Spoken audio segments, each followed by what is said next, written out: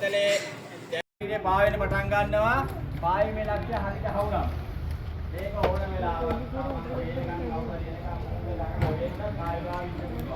තියා කොයි වෙලාවකවත් බලන්නේ නැහැ. හොඳට පස්ස බලන්න ඕන. පස්ස බලන්න ඕන මුණ යට දාගන්න ඕන. බඩ ගෙඩිය උඩට නිතරම උඩට ගන්න තල්ලු කරනවා. මේ තල්ලු කරන ගාම මේ බෝතලේ හිමියට පාතට ගේනවා.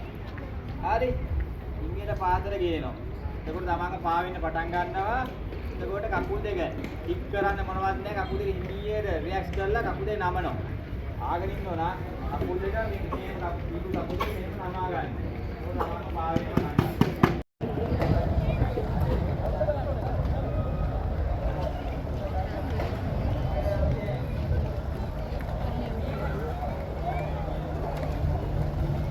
බායි දැන් වෙන්නේ මොකද්ද කියලා.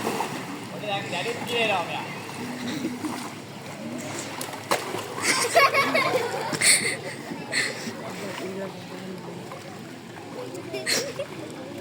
right. ඔතනින් ඔන්න දෙක නවා ගන්න.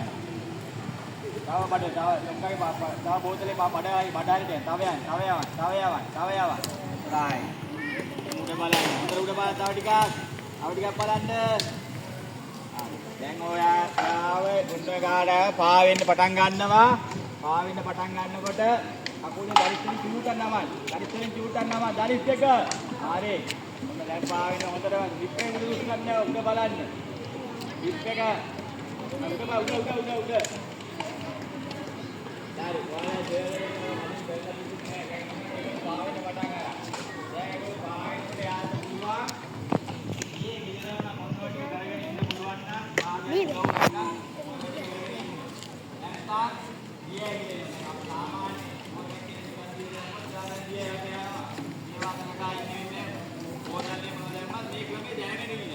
මේක තමන්ගේ පාවීමේ දැනගන්න ඕන. ඒක ඔයාලා දැනගන්න ඕනේ ඇයි?